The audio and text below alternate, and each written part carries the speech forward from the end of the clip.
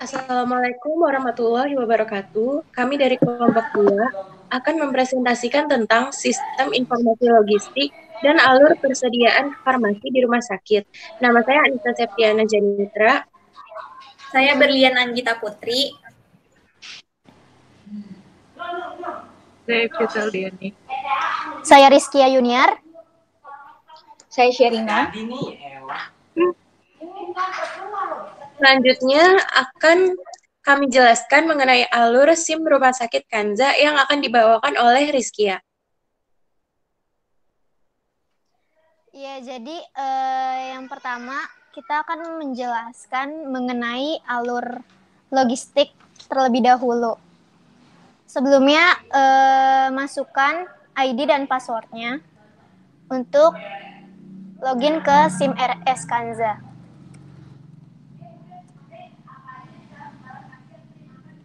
Setelah login, kita pilih ke menu. Nah, di menu ini kita pilih untuk yang transaksi inventory barang non-medis dan penunjang, yang E. Kemudian di sini terdapat banyak pilihan. Salah satunya permintaan barang non-medis. Nah, untuk melakukan permintaan barang non-medis, di sini terdapat pegawai departemen dan ruangan. Kita isi, misalkan di sini pegawainya kita pilih Anang Hermansyah. Dia sudah terisi otomatis departemennya dari IT. Kemudian di sini ruangannya kita tulis juga. Misalkan IT juga. Nah, kita di sini misalkan si Anang Hermansyah ingin meminta buku tulis 5. Kemudian bungkus plastik 6. Kemudian soklin lantai 7. Nah, setelah mengisi jumlah, lalu kita mengklik checklist. Kemudian menyimpannya. Kemudian yes. Nah, untuk melihat apakah permintaan sudah masuk atau belum, kita melihat di ikon cari ini. Nah, di sini sudah terlihat bahwa tadi Anang Hermansyah meminta 6 bungkus plastik dan 5 buku tulis. Kemudian kita bisa keluar. Setelah petugas IT tadi meminta permintaan barang, kita bisa petugas logistik bisa melihat permintaan barang tersebut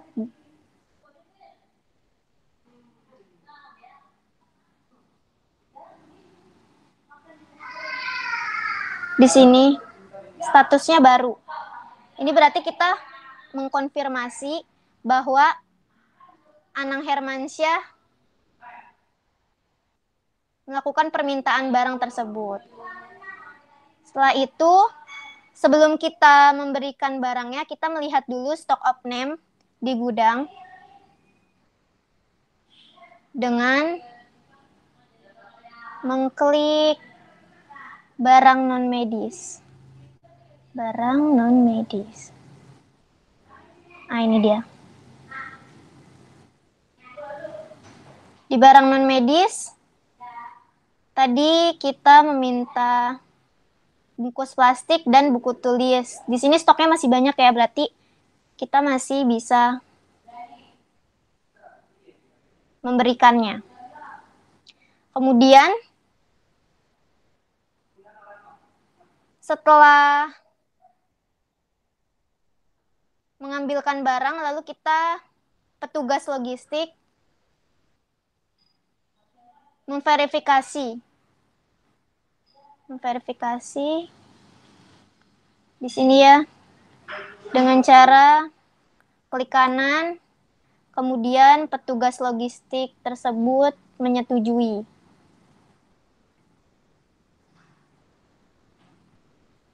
Ya, disetujui. Setelah disetujui, dia akan muncul keterangan.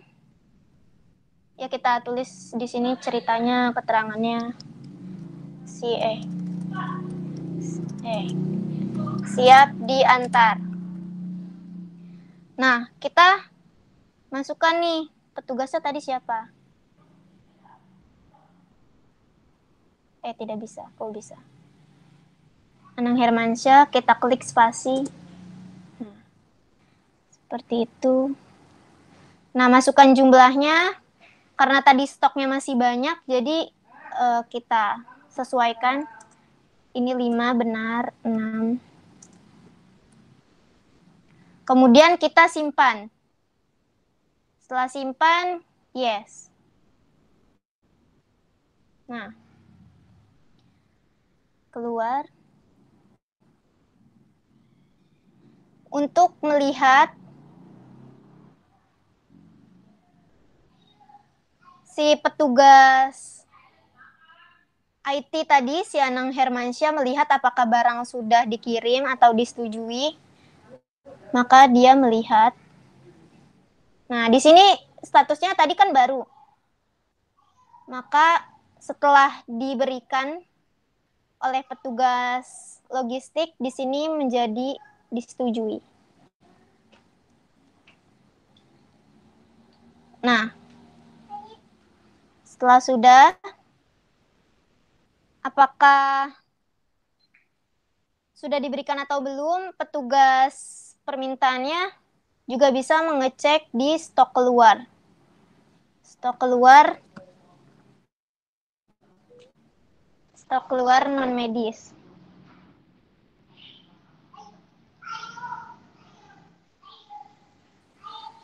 Tadi Anang Hermansyah.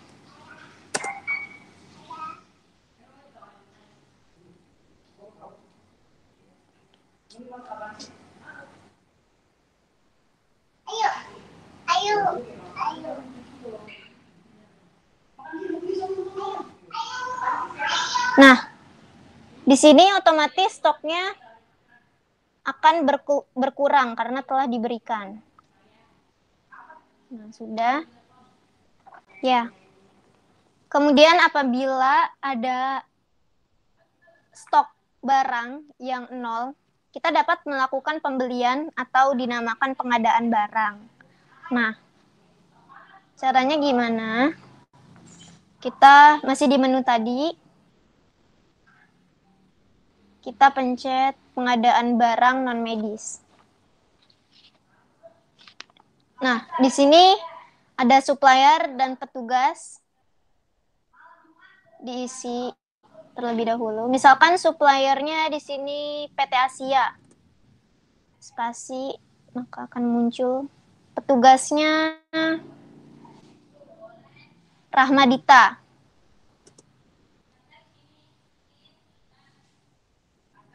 Nah, misalkan kita di sini ingin membeli buku tulis 20. Kemudian komputer LG 2. Kemudian soklin lantai. Soklin lantainya 7. Nah, setelah memasukkan jumlahnya, kita enter. Tadi sudah di-enter. Nah, di sini PPN-nya kan 10%. Kita nolkan saja. Kemudian klik simpan. Yes. Nah, kita sudah melakukan pengadaan. Maka untuk mengecek apakah sudah bertambah atau belum barang yang kita pesan, kita melihatnya di barang non-medis. Nah, tadi kita membeli komputer, kemudian soklin lantai, maka di sini stoknya akan bertambah apabila kita sudah melakukan pengadaan. Nah, di rumah sakit sendiri akan dilakukan stock of name yang berfungsi untuk melihat apakah barang yang di gudang sesuai dengan realnya atau tidak gitu. Yang di pencatatan. Caranya melakukan stock of name. Di sini ada stock of name non medis. Kita klik. Nah, di sini ada keterangan. Isi keterangannya misalkan stock of name. Lalu misalkan buku tulis stoknya 496, ternyata realnya ada 500. Enter. Kemudian komputer ada 152 stoknya, ternyata ada 154. Enter. Dan seterusnya. Kalau sudah,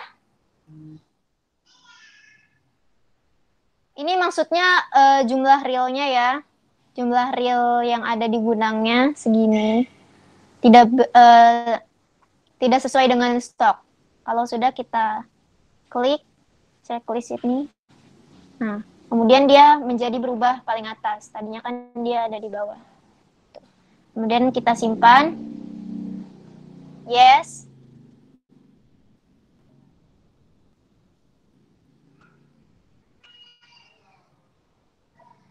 Nah ya, seperti itu. Nanti dia stoknya akan berubah di sininya.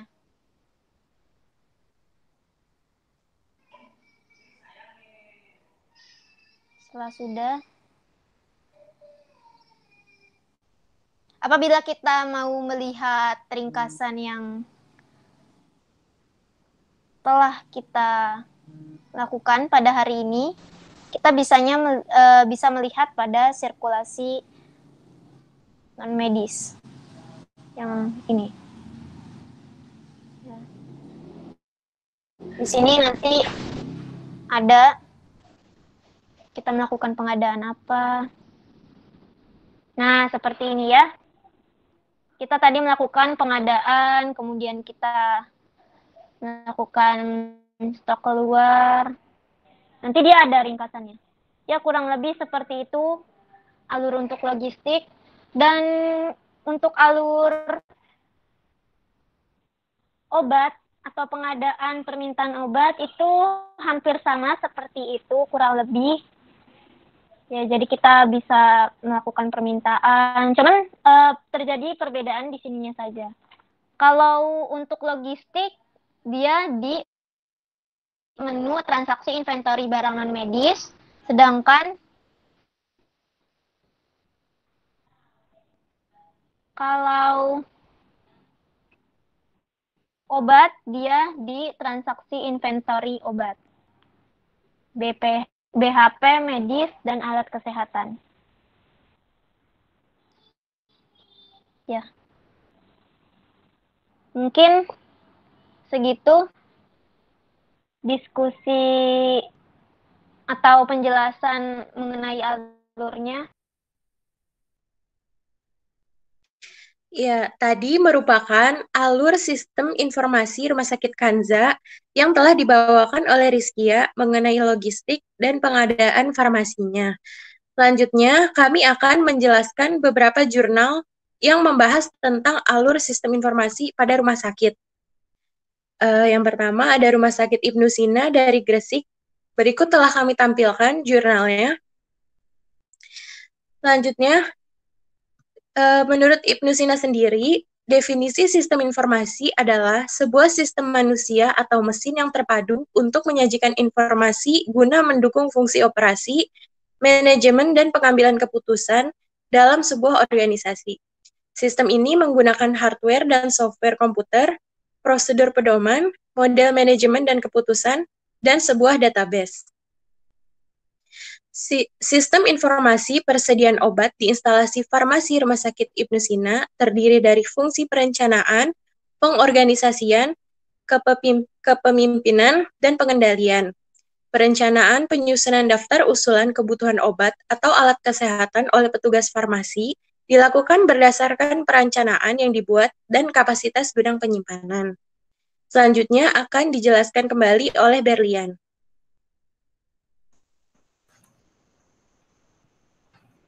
Selanjutnya ada pengadaan obat atau alat kesehatan. Prosedur pengadaan obat atau alat kesehatan dimulai dari penanggung jawab gudang farmasi yang membuat daftar usulan permintaan obat atau alat kesehatan berdasarkan kebutuhan yang ada didasarkan pada pola peresepan di tiap depo maupun kebutuhan di tiap instalasi. Daftar usulan permintaan obat atau alat kesehatan disalin dalam bentuk surat pesanan atau SP obat setelah mendapat persetujuan kepada instalasi farmasi, lalu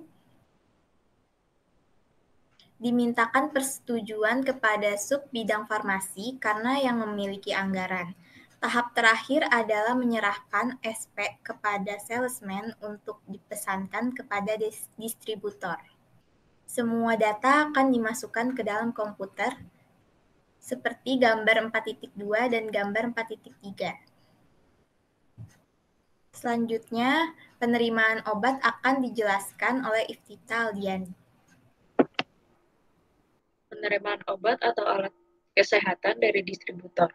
Pada aktivitas penerimaan obat atau alkes, apabila pemesan obat atau alkes dilakukan pada siang hari, umumnya barang datang dari pabrik pada sore hari. Jika obat atau alkes dipesan siang hari, maka barang akan datang esok harinya. Apabila obat atau alkes datang pada sore hari, barang diterima oleh petugas depo rawat inap terlebih dahulu. Karena sudah di luar jam kerja gudang farmasi, barang akan diserahkan ke gudang farmasi pada esok harinya. Dapat dilihat pada gambar 4.4. Obat atau alkes diperiksa oleh petugas terlebih dahulu di depo farmasi. Selanjutnya, penyimpanan obat atau alkes akan dijelaskan oleh Rizkia Yunia.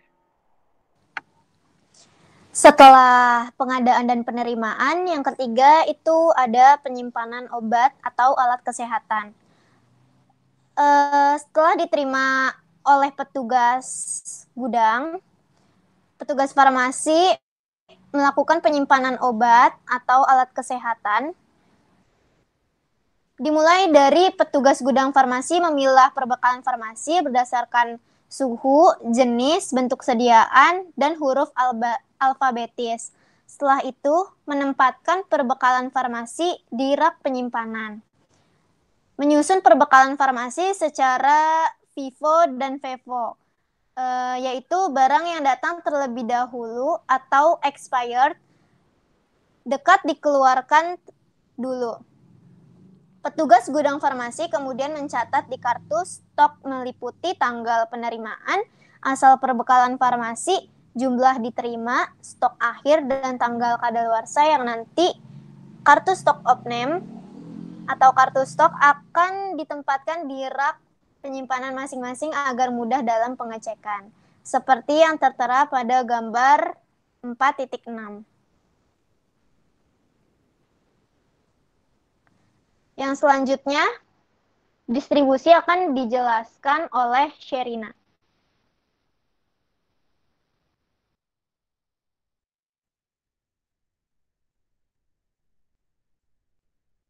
Sherina di-mute.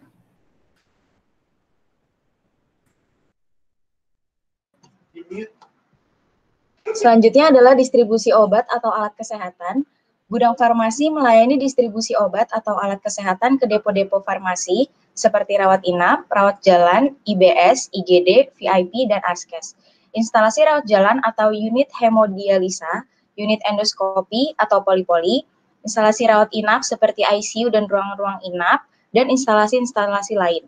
Petugas depo farmasi memesan obat atau alat kesehatan ke gudang farmasi setiap 2 hari sekali. Sedangkan instalasi rawat jalan, rawat inap, dan instalasi-instalasi lain sebulan sekali. Jika ada permintaan obat atau alat kesehatan, petugas depo farmasi, instalasi rawat jalan, instalasi rawat inap, dan instalasi-instalasi lain menuliskan di form permintaan obat atau alat kesehatan terlebih dahulu, dan petugas gudang farmasi menerima form permintaan obat atau alat kesehatan. Selanjutnya, poin 4.5 tentang penghapusan akan dibawakan oleh Anissa. Oke, selanjutnya mengenai penghapusan. Untuk menjamin kualitas perbekalan farmasi, maka dilakukan pemeriksaan secara berkala dan insidentil sesuai keperluan terhadap kualitas perbekalan farmasi, terhadap jenis dan jumlah obat kadaluarsa, rusak akibat kerusakan pada kemasan, dan perubahan bentuk atau warna. Dilakukan pula pelaporan hasil pemeriksaan perbekalan farmasi yang sudah tidak memenuhi syarat sesuai standar yang berlaku kepada direktur untuk dilakukan penghapusan oleh tim penghapusan perbekalan farmasi Rumah Sakit Ibnu Sina. Pemusnahan obat atau alat kesehatan rusak, ED, dan atau dilarang penggunaannya oleh BPOM dilaksanakan oleh tim pemusnahan dengan disertai pembuatan berita acara pemusnahan barang. Sebelum dilakukan pemusnahan obat atau alat kesehatan yang sudah kadaluarsa, disosialisasikan terlebih dahulu ke Direktur Rumah Sakit Ibnu Sina. Selanjutnya ada kesimpulan yang akan dibawakan oleh Berlian. Baik, jadi kesimpulan dari sistem informasi manajemen yang ada di Rumah Sakit Umum Daerah Ibnu Sina dapat disimpulkan bahwa sistem informasi manajemen persediaan obat di gudang farmasi sudah cukup baik. Bagian pergudangan farmasi Rumah Sakit Ibnu Sina sudah menerapkan komputerisasi dalam mengelola persediaan obatnya dan dalam operasionalnya tetap menyertakan bukti-bukti fisik transaksi sehingga mengoptimalkan tingkat keamanan transaksi. Meskipun demikian, sistem informasi manajemen persediaan obat pada instalasi farmasi Rumah Sakit Ibnu Sina perlu peningkatan atas teknologi komputernya agar lebih efektif dan efisien dengan mengaplikasikan teknologi mutakhir yang telah berkembang.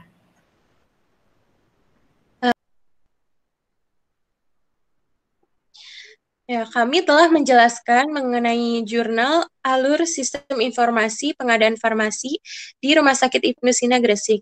Selanjutnya, kami akan membahas mengenai alur sistem informasi pada Rumah Sakit khusus paru-paru di Palembang. Selanjutnya akan diterangkan oleh Iftitah. Pada Rumah Sakit khusus paru-paru di Palembang, kita hanya mengambil cuplikan dari aplikasi yang mereka gunakan di rumah sakit tersebut.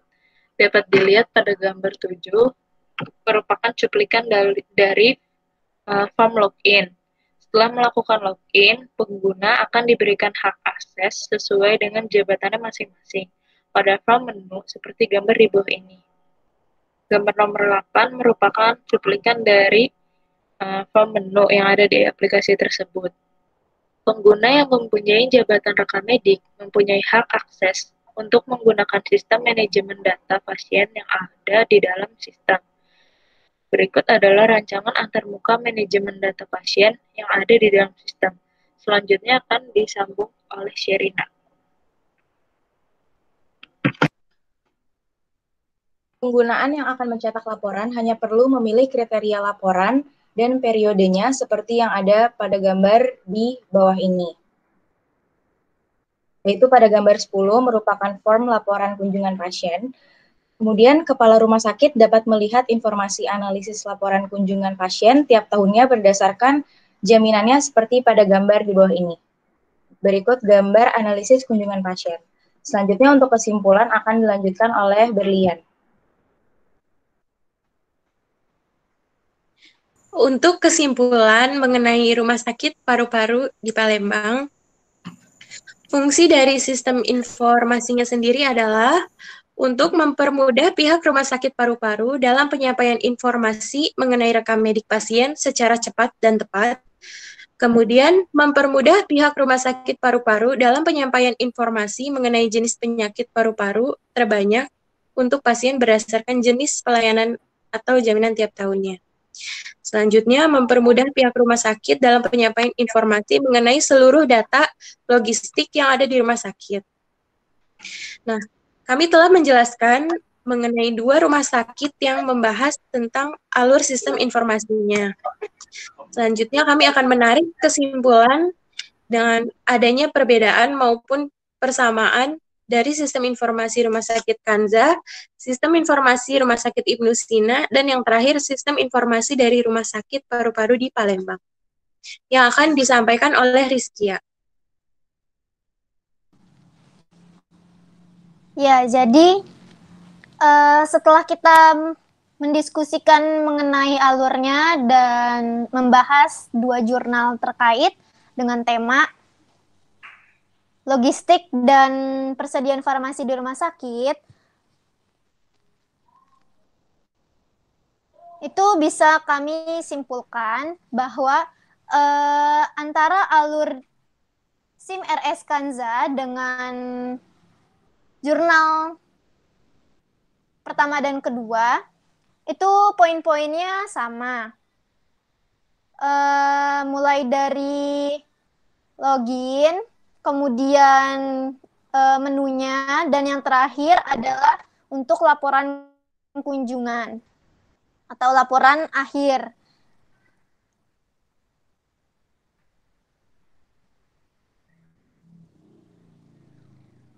Ya, mungkin sekian. Jadi, apa ada yang ingin ditambahkan dari Sherina, Anissa, Berlian, atau Iftitah? Oke, kami rasa cukup. Saya akan menambahkan sedikit mengenai kesimpulan dari keseluruhan yang telah kami bahas. Jadi kesimpulannya adalah setiap rumah sakit memiliki sistem informasi yang berbeda-beda. Namun pada poin-poin tertentu intinya sama, diawali dengan login, dilanjut dengan form, menu, dan laporan. Kami rasa cukup pembahasan hari ini. Kurang lebihnya mohon maaf. Wassalamualaikum warahmatullahi wabarakatuh. Apakah ada yang ingin didiskusikan lagi? Sudah cukup. Deh.